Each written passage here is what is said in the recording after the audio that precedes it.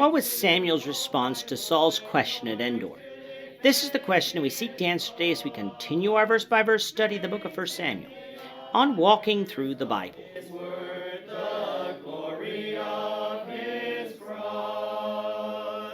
Today we're going to be discussing 1 Samuel chapter 28, verses 15 to 25. But before we do that, let's read the passage. If you have a Bible with you, turn to 1 Samuel 28, verse 15. But if you don't have a Bible, don't worry. Just follow along with us on the screen.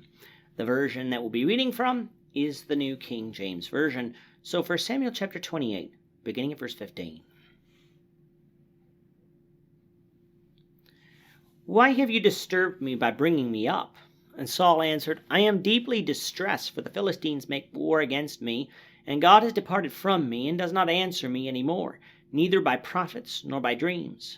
Therefore I have called you, that you may reveal to me what I should do. Then Samuel said, So why do you ask me, seeing the Lord has departed from you, and has become your enemy? And the Lord has done for himself as he spoke by me. For the Lord has torn the kingdom out of your hand, and given it to your neighbor David. Because you did not obey the voice of the Lord, nor execute his fierce wrath upon Amalek, therefore the Lord has done this thing to you this day.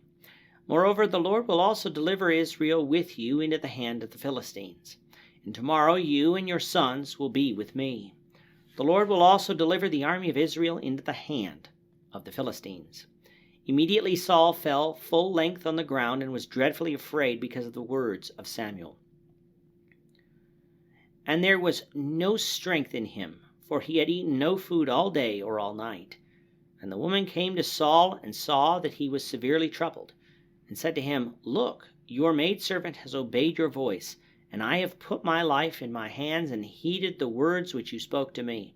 Now therefore, please, heed also the voice of your maidservant, and let me set a piece of bread before you, and eat, that you may have strength when you go on your way. But he refused and said, I will not eat.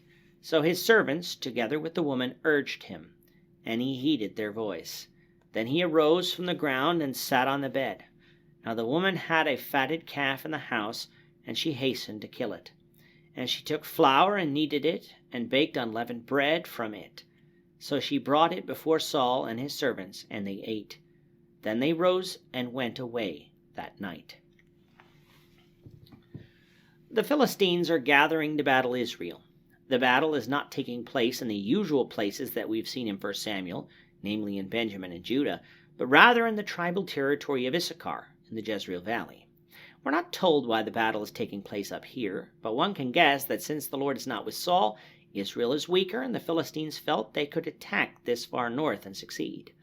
Saul and his army is encamped near Mount Gilboa, while the Philistines are encamped across the valley. Saul is afraid, but he couldn't get the Lord to speak to him to tell him what to do. So he sought out a medium in order to speak to the dead, namely Samuel. Now finding one was hard, for Saul had correctly cast them out of the land when he became king, as they were an abomination to the Lord. But they found one at En Dor, and so that's where Saul went. He asked the witch to call up Samuel, and to her surprise, because she was a fraud without the power to speak to the dead, as no people have this power but God alone, Samuel came forth. Coming to verse 15, we have Samuel turning to Saul and basically asking, Why am I here? It would almost be comical if it weren't so serious.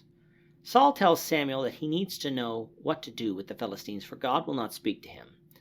Samuel has to break it to Saul that what is happening is actually what Samuel had told Saul all these years before. God said that he would rend the kingdom from him and give it to another who has been identified as David. The reason he did this is because Saul did not utterly destroy the Amalekites for their sin against Israel, as the Lord commanded. Samuel reveals to Saul that the time was now at hand for God to fulfill that promise, for the next day Samuel tells Saul that him and his sons would die.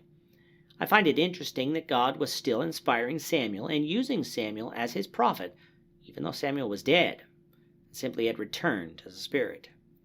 Samuel has not ceased to exist, nor has Samuel's memory been wiped by God. Samuel was fully aware at what had happened, and through God was fully aware of what was about to happen. This shows us that at death our spirit lives on. No, without God's inspiration, we might not be aware of the things that are going on here on this earth, but we haven't forgot the past. We are still us. This flies in the face of the Sadducees' belief in the days of Jesus and the beliefs of some religious groups today who believe that at death we cease to be ourselves as we understand ourselves now. The resurrection will be a bodily and a personal resurrection, when our still living spirit is rejoined to a body, this time a spiritual body that is fit for eternity. Now it is obvious that Saul was distressed at what he heard, so much so that he didn't want to eat. The witch at En Dor wanted to give him something to eat so that he would have strength, showing us that even people who practice evil things can still be hospitable and act charitably. It took some convincing, but Saul finally ate what the witch had prepared, some meat and some bread. His men ate too, and were strengthened before they all left. The stage is now set for the battle between Israel and the Philistines. However, before we get to that, chapters 29 and 30 are going to take us back in time a little bit and give us a story that will run concurrently to this one. We invite you back to watch those lessons. With that, our time is up for today. The Lord willing, we hope you'll join us for tomorrow's discussion of 1 Samuel chapter 29, verses 1 to 11, as we continue our walk through the Bible, one verse at a time. Thank you for watching today's episode. We hope that you found it edifying and ask that you not only subscribe to our channel and podcast, but that you like and share this episode among your friends, so that the saving gospel of Jesus Christ can go out to the whole world.